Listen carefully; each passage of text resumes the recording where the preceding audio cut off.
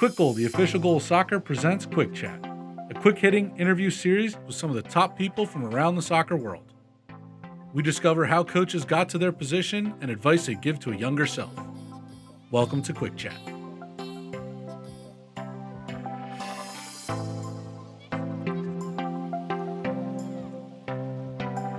Okay, good afternoon, good evening, good morning, and welcome to our latest Quick Goal podcast. Today's guest has been coaching in the MLS at the professional level and also played at the professional level. Former Red Bull goalkeeping coach and current RSL goalkeeping coach, Todd Hoffard. Welcome, Todd. Thanks, John. Appreciate you having me on today. Oh, our pleasure to have you. Thanks for taking the time. Let's kick off with we'll get straight into your coaching pathway and how you got to where you are today. So starting back at your college and going right through. Yeah, it's been a long journey to kind of get to the present day, but it all started back in the early 90s. I attended Hartwick College as a player. And at the time, our coach was Jim Lennox. He gave me a little bit of the coaching bug. He was the guy that was coordinating all the licensing courses for U.S. soccer at the time. So he was a big influence on me on the field of kind of putting that bug in my brain a little bit. And I took one of his classes. He actually offered a coaching course at Hartwick. So I took one of those courses, really enjoyed it.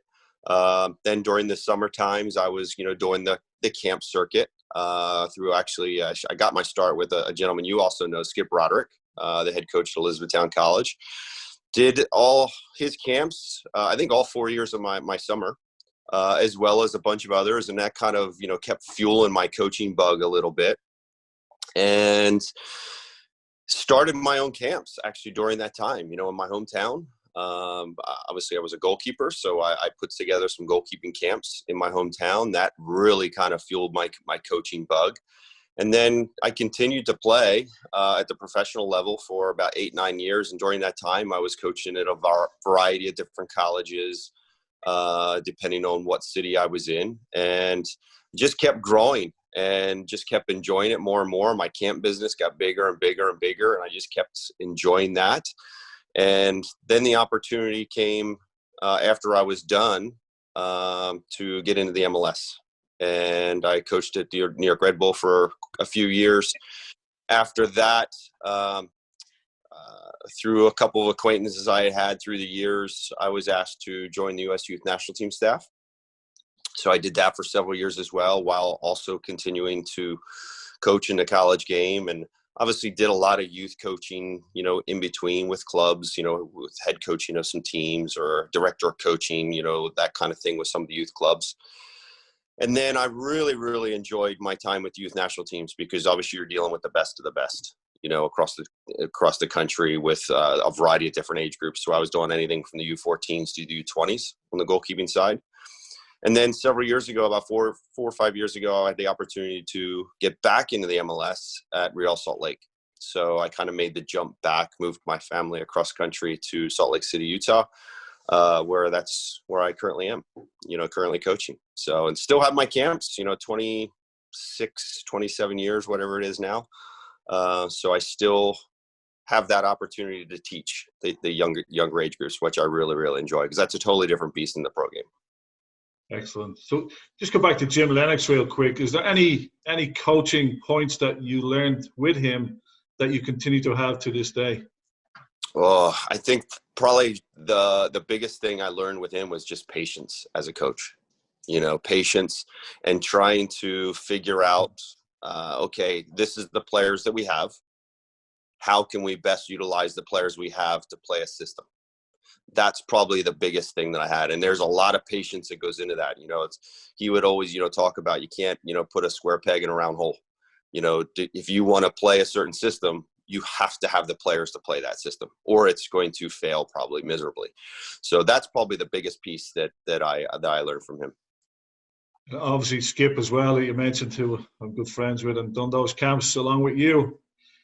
Obviously, we've seen things that he did in the camp environment that he carried through on the college with his college team, where he's still at. Yeah. Again, was there points that you took along from him? The biggest things with him is Skip. He had such a massive camp presence, and I think from the business side and how to keep things organized, because his camps were so ultra organized all the time. And there was, you knew what you were doing from this time to this time. And then from this time to this time, it was just very, very organized. So from an organizational standpoint, that was probably the biggest thing I took from Skip, and just making sure when you're in the public eye, you want to make sure everything is neat and tidy and organized and running on a time frame. So, and Skip was the master at that. Very true. Well, bubble gum helped. Bubble gum. Those days. That's right. But moving on, Todd, your best coaching experience, and it could have been way back when you started, or it could be up to date today. And why was that? Why was your best? It's tough to pick just one. If I think about this long and hard, I probably can think of a 1 week span as opposed to one particular instance. And I look back at my first year at Red Bull. I was part of, I'm thrust into New York Red Bull about 3-4 months into the season.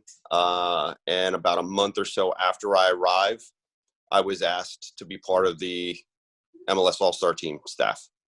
So here we are. I'm only a month or two into my MLS coaching career, and now I'm coaching the MLS All-Stars against Manchester United.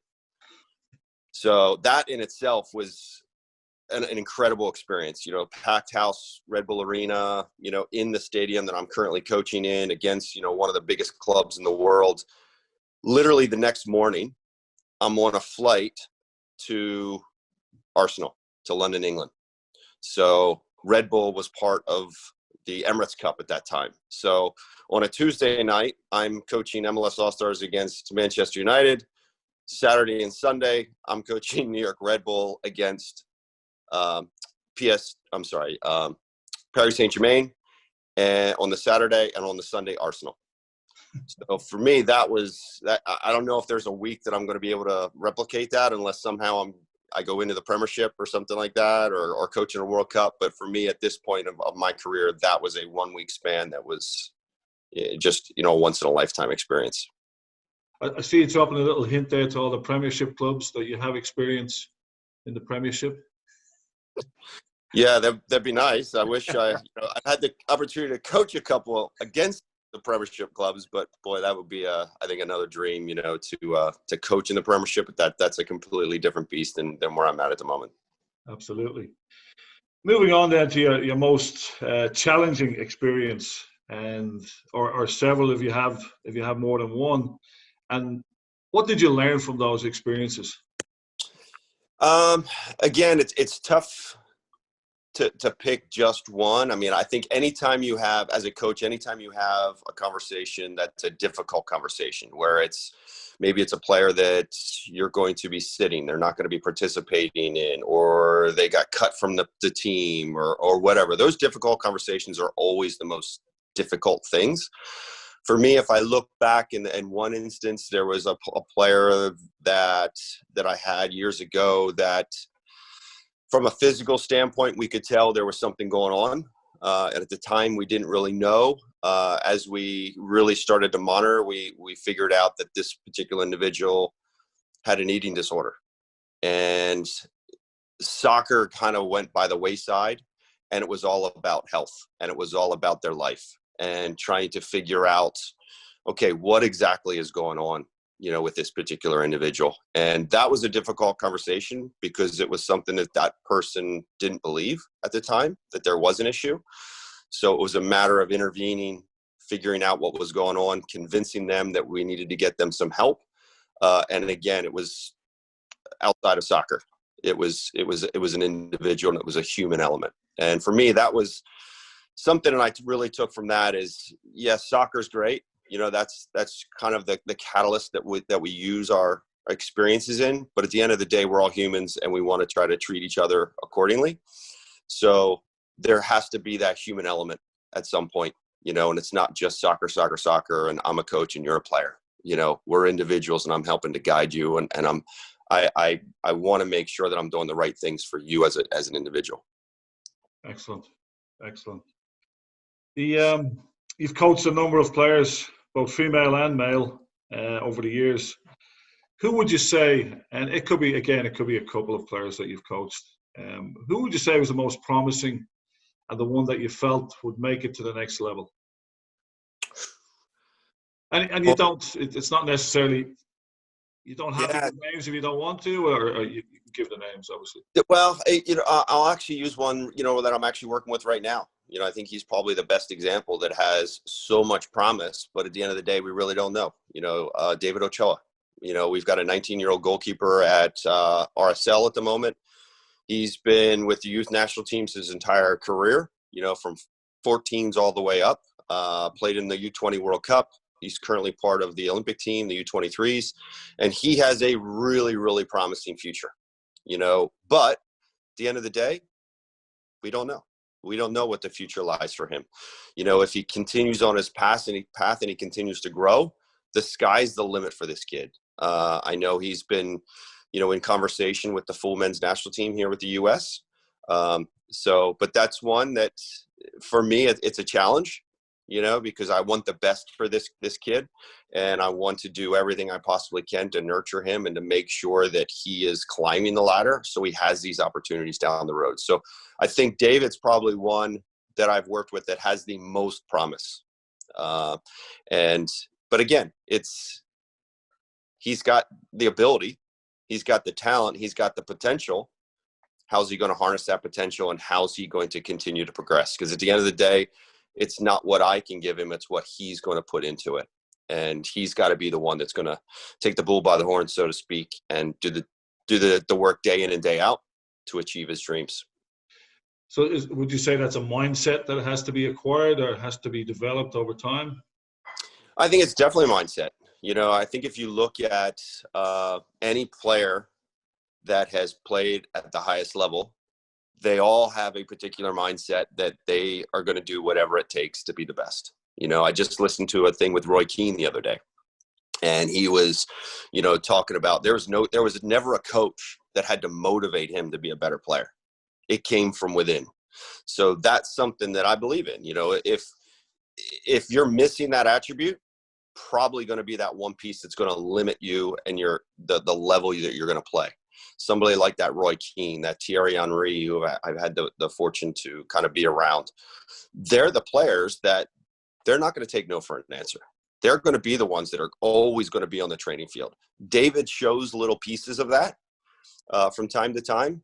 Time will tell whether, he grabs hold of it. But I'm hopeful that he'll eventually get to that point and, play for Manchester United or play for Real Madrid or whatever, because I know those are two clubs that are his dream. Awesome. Just staying on the goalkeepers for a quick minute after watching some of the games last night and obviously watching the MLS throughout the season.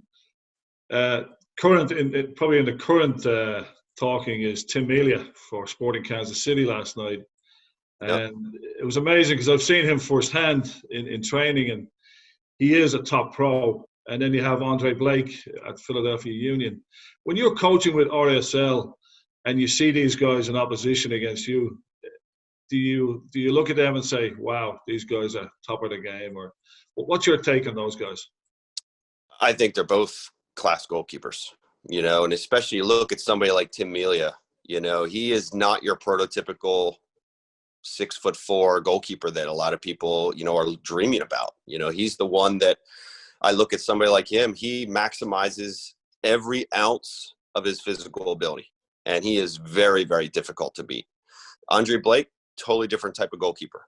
A little bit longer, a little bit leaner, super, super agile. They're just different types of goalkeepers. And I think for us preparing for those, I don't look at it like when we're preparing to play at Kansas City or Philadelphia or any other team that's got a top-notch goalkeeper.